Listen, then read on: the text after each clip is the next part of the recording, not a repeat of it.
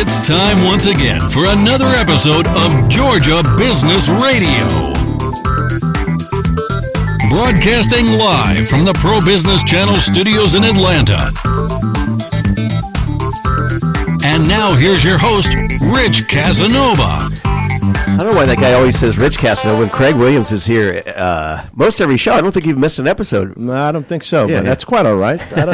Gives me an out, so hey, I have off days. That's true, whatever, yeah. All right, so welcome to Georgia Business Radio with your host, Rich Casanova and Craig Williams in the studio. In our beautiful Buckhead studio, $1 million view, and you're looking $1 million, dude. I feel like underdressed, dude. Good thing it's just radio. Well, of course, you know I have a meeting with the Federal Reserve later on, so I have to kind of step it up a little. And speaking of money, I guess we could officially announce next week. We sure can. No, next week, tomorrow. That's right. Yeah. That came around real quick. Yeah, the new money show. Yeah. That's coming in. So, and it's not just the new show, it's the new money show. Literally.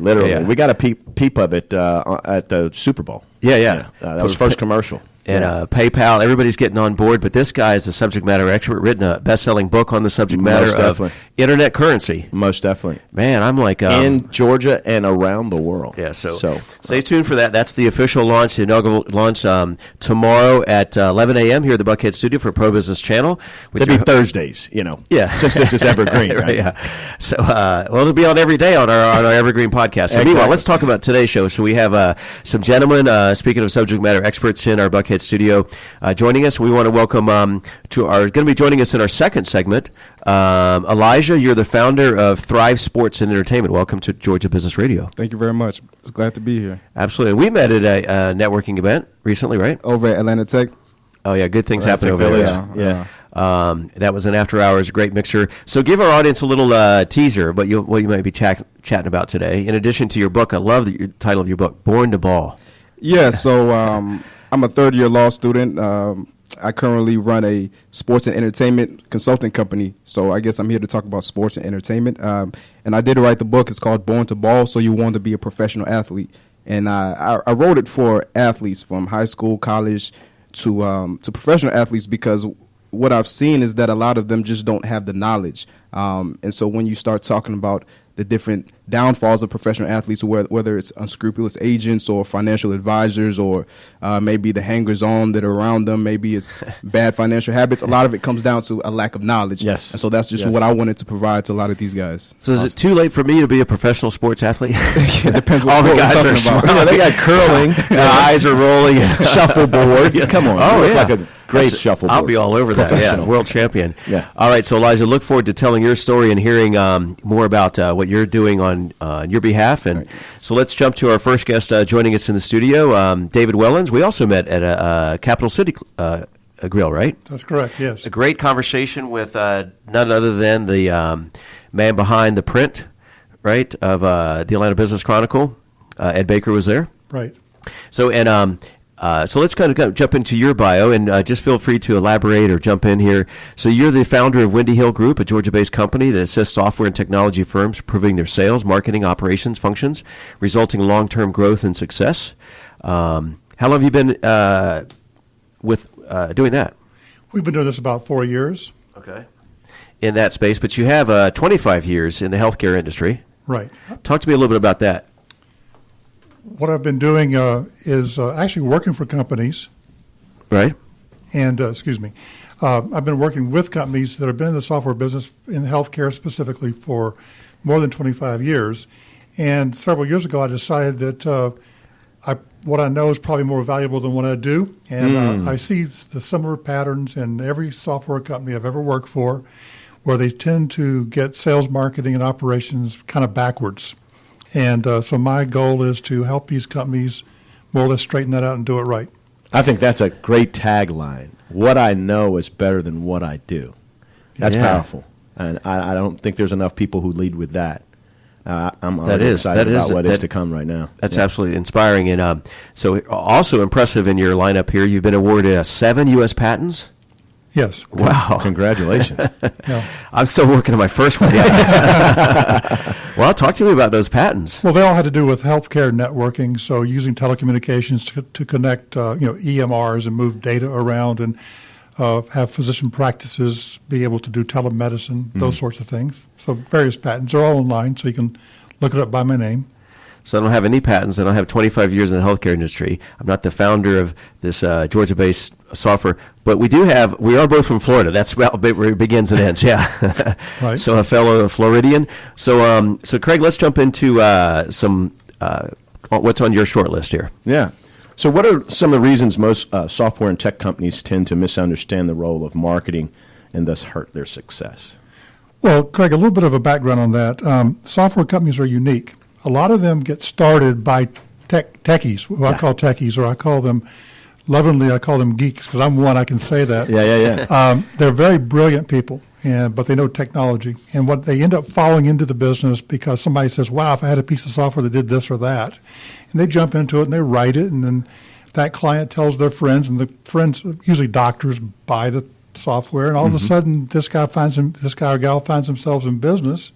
2 or 3 years later, they got 20 employees, 18 of them are programmers or support people, and then the pipeline starts to run out. All their referral base is not there anymore, and they realize, hey, I'm not a salesperson. I need to do something about sales. Yeah.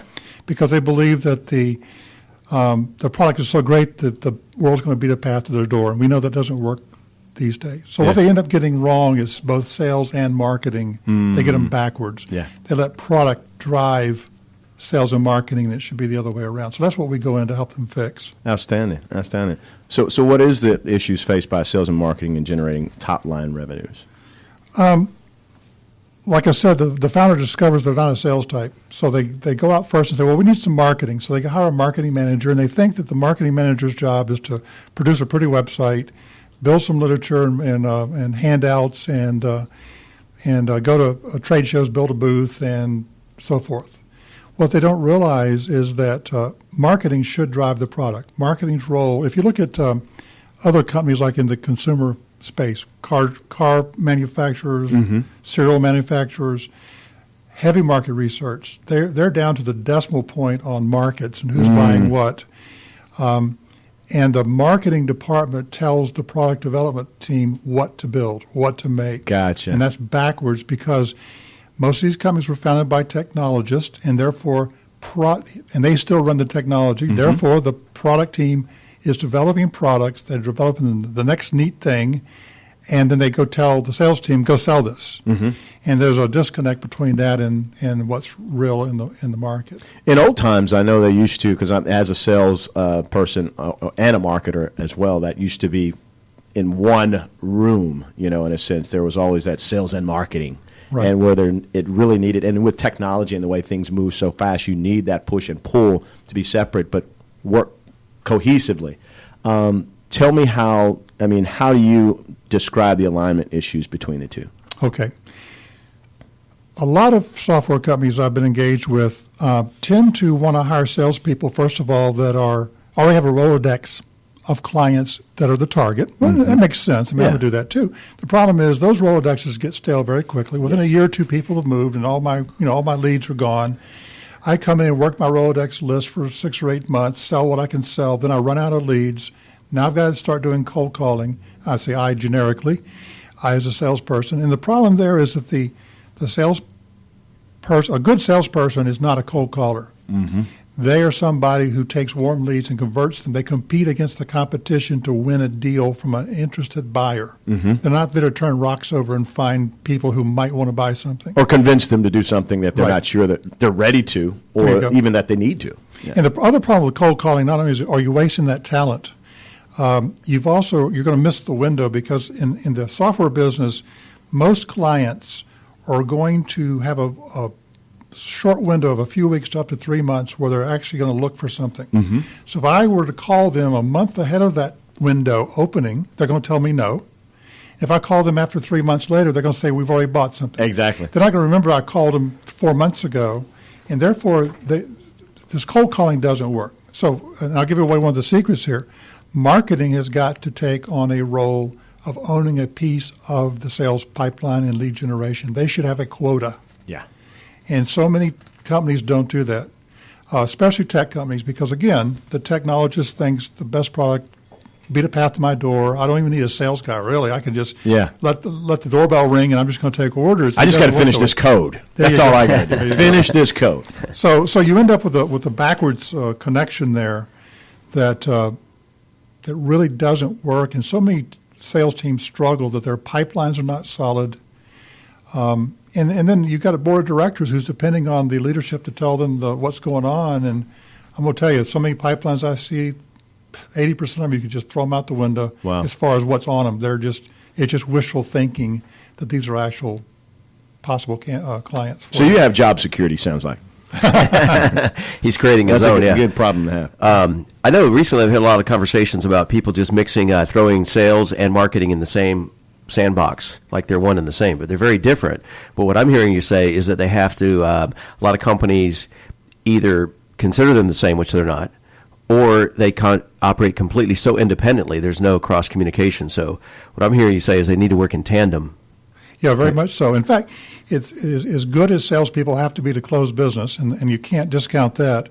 I think marketing is actually the lead in getting the company to be successful. You want to build top-line revenues.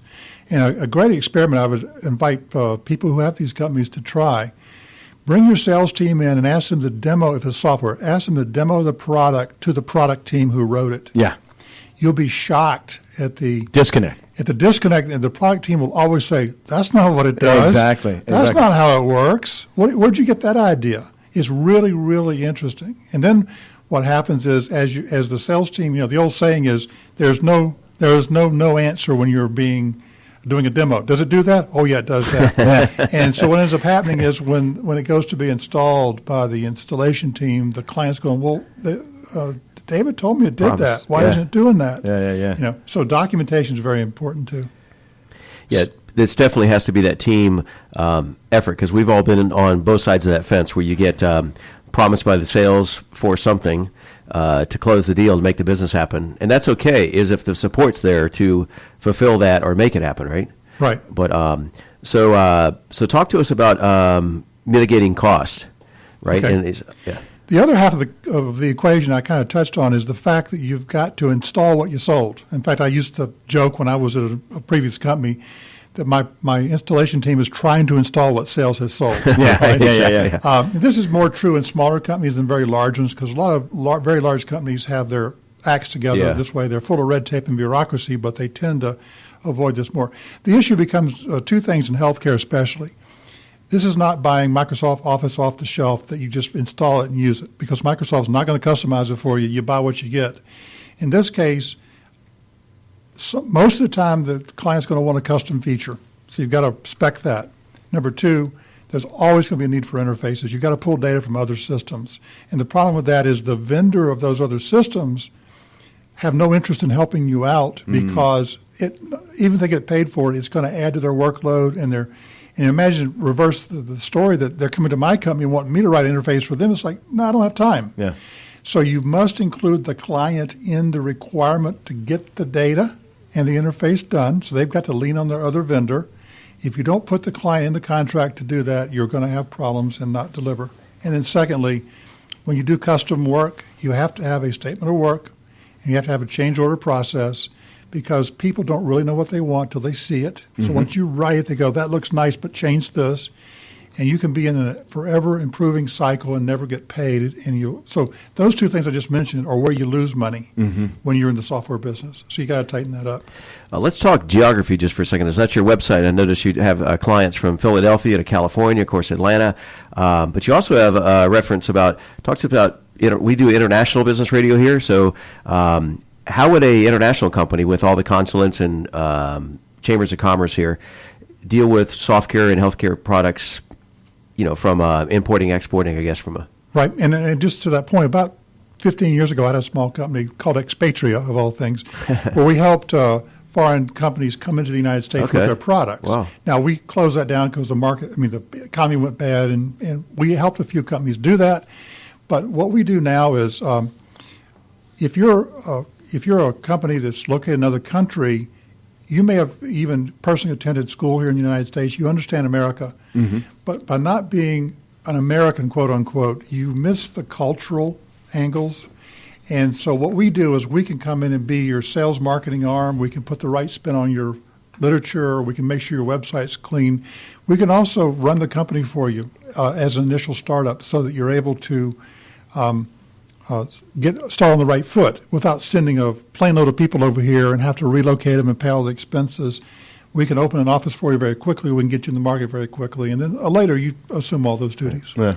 Sounds like a new show to me or whatever. Yeah, most definitely. Most definitely. I think I ran into you down at the World Trade, some conference some years ago. It must have been. Okay. Yeah, I think so. Yeah. I thought you looked familiar. Yeah, all right. That's pretty excellent. All right. So how do we find you? Yeah, exactly. How would we find you? Well, the easiest way is the website. It's Windy Hill Group, Windy like wind, windyhillgroup.com. And just go take a look at it, and love to talk with anybody who's interested. Absolutely. Well, pleasure to have you here. Stick around. We'll have maybe some follow-up conversation as well. Just want to remind our listeners, you're listening to Georgia Business Radio with your host, Rich-Casanova and Craig Williams. And Craig, who do we have ready to knock it out of the park here next? Elijah, help me with that last name again. It's Adafope. Adafope. Let's all say that together. Adafope. Elijah Adafope. Yes, sir. The founder and head of Thrive Sports and Entertainment, a consulting company based in Atlanta, Georgia. His company's mission is to help athletes and enterprises build sustainable lives and careers. He's also the author of Born to Ball, as we heard earlier. So you want to be a professional athlete. Yes. Yeah. Oh, I thought that was a question. Yeah, you answered that earlier, Rich. Yeah. He also is. I'm looking for a better answer to that question. He's also in his last semester at Atlanta's John Marshall Law, one of our sponsors. Yeah, as a sponsor for Atlanta Legal Experts. Yeah, Rich told me. Yeah. Okay. So, Elijah, tell us a little bit about this Born to Ball book. You led into that, but and you have a little tie to the music industry as well, outside of sports and your law practice. Yes, sir. So I was at an entertainment law firm for about roughly 2 years. So while I was there, I did a lot of different deals. I worked on record deals. I worked on publishing deals. I worked on management deals. So, it helped me get an insider's look, on the machinations behind the music industry. It's very easy to look at television, look at these different interviews that you see, look at the award shows, and have a very wrong view on what the music business is about. It's a perception. It's glossy and it's shiny. And it's smoke and mirrors also. Yeah. So I was able to get a background, get a background on the music business. And so what I tell people a lot, I was also able to work with some professional athletes while I was there. But what I tell people is that the sports industry and the entertainment industry is all the same thing. It's all entertainment. It's all entertainment. When you take a look at these professional leagues, I mean, the NBA, they just signed a 9-year, $24 billion broadcasting deal with Disney and ESPN and Turner. So, it's entertainment at the end of the day. So the reason why I wrote this book is because I'm sitting there dealing with these different artists, dealing with these different entertainers, and I'm just seeing that a lot of them have no business sense. They have no understanding of the business that they're in. And I'm really seeing how the problems that they get into translate to the problems that athletes get into. And so really how this book was born is I left the entertainment law firm. It was a good experience. I would do it again if I had the chance, but I just felt like there was a ceiling. And a greater need. Yeah. And so I actually timed my leaving with my application to a local sports agency here in Atlanta. But unfortunately, the job at the sports agency didn't come through. So I kind of fell flat on my face. So I said, what the heck? I'm going into my last year of law school. Let me go ahead and start my own thing. And so I'm sitting there in one of my classes. It was a small business formation class.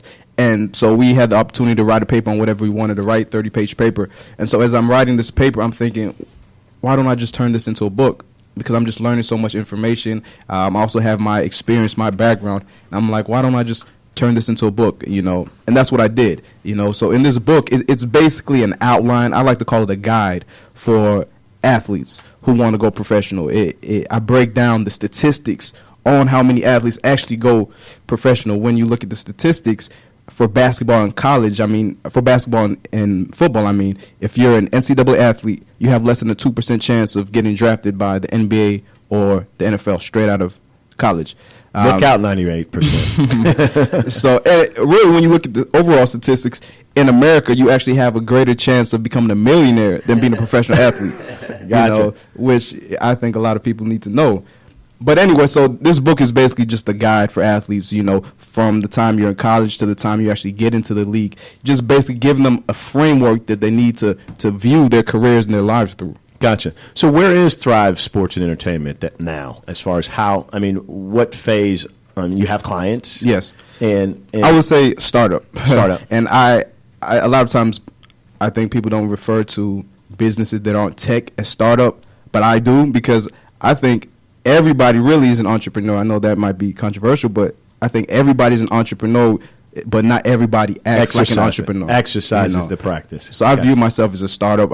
We're brand new. Everybody that we're working with is brand new. We're not working with any established artists or athletes. I have one guy who I'm trying to get a spot on the new Atlanta MLS team. They're holding trials this year, so I'm trying to get him a spot. But what I'm learning also is that there's a big psychology component to managing athletes. Well, ironically, we might be able to help you with that, because we have soccer is at our soccer show that's going to be starting. Yeah, they're currently underway with sponsorships for Atlanta Soccer Talk Radio. Wow. Right here in the studio. Yeah, in this studio, and with some former Hall of Famers. Wow. From Manchester and so forth and so on. But today it's about you. Yeah. So I'm excited to hear more. So how are you kind of making connections, if you will, on social media or what platforms? How are you looking to be introduced to some of these athletes? So they're and how's the book going? I guess that's about 5 questions, but okay. So first, how am I going about getting clients? Just keeping my ear to the streets and staying tuned to where let's talk about artists, where artists populate. So whether that's conferences, whether that's shows, or whether that's different events, maybe even at clubs, So a lot of it is word of mouth, A lot of it is word of mouth. You have one person, they tell another person, they tell another person, they tell another person. And a lot of it will come, I believe, as I just continue. Like I said, this is a brand new thing. It's a startup. So I believe a lot of it will come as I do good work. I'm working with one artist right now. His name is Jamal Ali, and I really like the guy, so I'm helping him get started, in his music business, set a foundation for himself. Like I said, a lot of these guys, they just don't know. They don't know what they need to do. Outside of their craft. Yeah. Because they just focus on this one thing for so long. And this is the same thing, like I said, it's the same thing with professional athletes. Yeah. They focus on just being an athlete so long, a lot of times they don't even have to do schoolwork. They don't have to worry about passing Everybody tests. gives them a pass. Everybody gives them a pass. So by the time they get to the league, that's all they know. Yeah. And so they're, it's about balance. I'd have to say it's about balance for all of us. Yeah. I mean, but now, do you anticipate as you move forward in this venture of Thrive Sports and Entertainment, building kind of a team of these folks? Because we've had some actually professional Falcon players in here, Hawks and so forth, athletes, that have. I've heard some of their stories where they've made all this money and then they leave the league and everybody comes after them. They throw in money at business ventures without really any resources. So are you looking at kind of putting those team members together in terms of finance and CPA, investment, or what's your emphasis, I guess? Definitely. I would view myself as a quarterback of the athlete's career. So the services that I would provide, like I said, I'm a third-year law student, so by October I'll be full-fledged lawyer practicing. So the service I would provide is legal services, transactional services, business contracts. A lot of athletes, they need to register their trademarks, athletic contracts. I'm also getting into this tech space. That's where I met Rich at the Atlanta Tech Village. So I'm getting into this tech space, this venture capital world. I'm hoping to learn about that. I would also be able to help athletes about franchising. I'm getting into some of that right now. But as far as financial advising, I'm not touching that, But I definitely would have people who I would refer these athletes to. Well, we could definitely help them with all of that. I'm saying once you get your VC money in line, we need to talk to you about maybe co-sponsoring for we do franchise business radio, and then but we've talked about entertainment. There's so much entertainment here in Atlanta. Maybe let's bring David back here in just a moment here, but beforehand, so you look a little bit more fit in shape than I am. So having said that, speaking of sports, what's some of your go-to activities in terms of sports that you're passionate about as far as a fan or participant? As far as a fan, it's definitely the NBA. That'd be number one. I'm not really a big college guy, but it's NBA. Secondly would be NFL. Personally, in my own downtime, I go to the gym, I run. I played soccer in high school, but I went to college and I kind of, got out of shape due to various activities. Freshman year, yeah, definitely. I think you're supposed to. Yeah, but I was a big soccer guy in high school. I'm not a basketball player at all. I don't profess to be able to play basketball. That's not my thing. No. But downtime, you got to be blessed with some of those skills, or whatever. Yeah, with some height also. Yeah. But my downtime is the gym. It's running. And that's it. I like to read a lot. Also movies. I'm a big movie guy. Yeah, I run when people are chasing me. That's about it. Yeah. You mentioned earlier that you would consider yourself the quarterback to your athlete clients. I like that. What would you consider yourself to your entertainers or as far as the music the industry? Analogy there. What's the analogy there? Producer, probably, right? I would say the same thing, because for me, my core competence is going to be legal services. Now that kind of fleshes out through different contracts. Entertainment contracts, sports contracts, endorsement contracts, and I'm also wanting to have an understanding of these different worlds, so that when an athlete wants to say invest in a company, I know who they need to talk to. I know what things they need to be looking at. Yeah. I think a big thing is that a lot of these athletes, they think that just throwing money at something is going to make it work, and that's not the case. And my big focus is, one, understand who is this entertainer or who is this athlete as a person. Like, what are your interests? I just heard. I believe it was actually Jay-Z, and he was talking about how a lot of his different business ventures are just extensions of himself. And I think that's the number one thing. A lot of these guys don't know who they are, so we need to understand, who are you as a person? Who are your interests? What are your interests? And once you start figuring that out, now we can start exploring different avenues, and it'll start making sense, and you'll be better at it. Gotcha. Instead of just going into an area that you have no idea about because you saw somebody else doing it. So you're kind of the next Jerry Maguire then, or I'm hoping to be better than Jerry Maguire. Yeah. All right.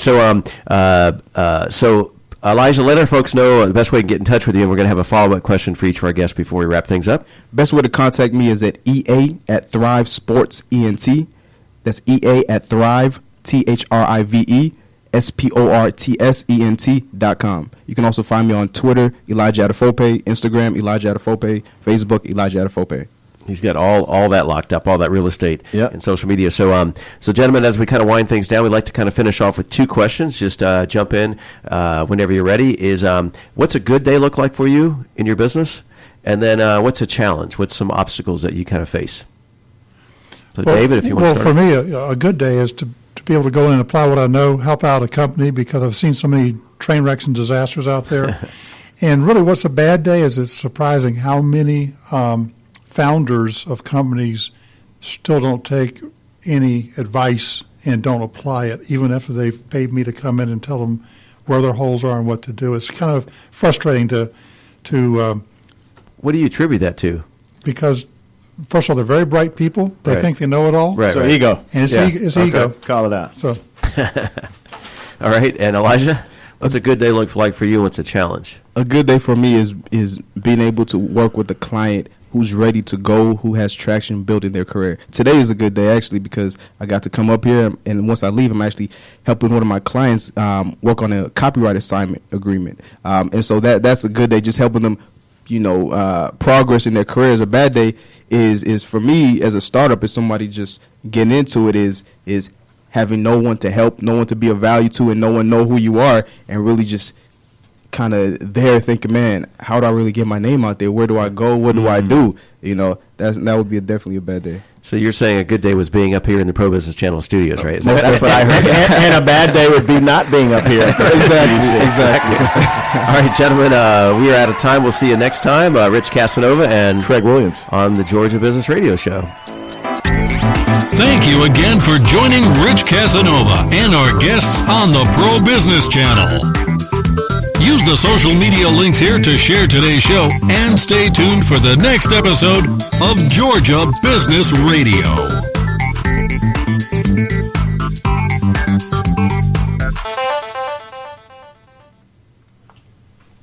Good stuff, guys. I'll throw that away for you. That was awesome.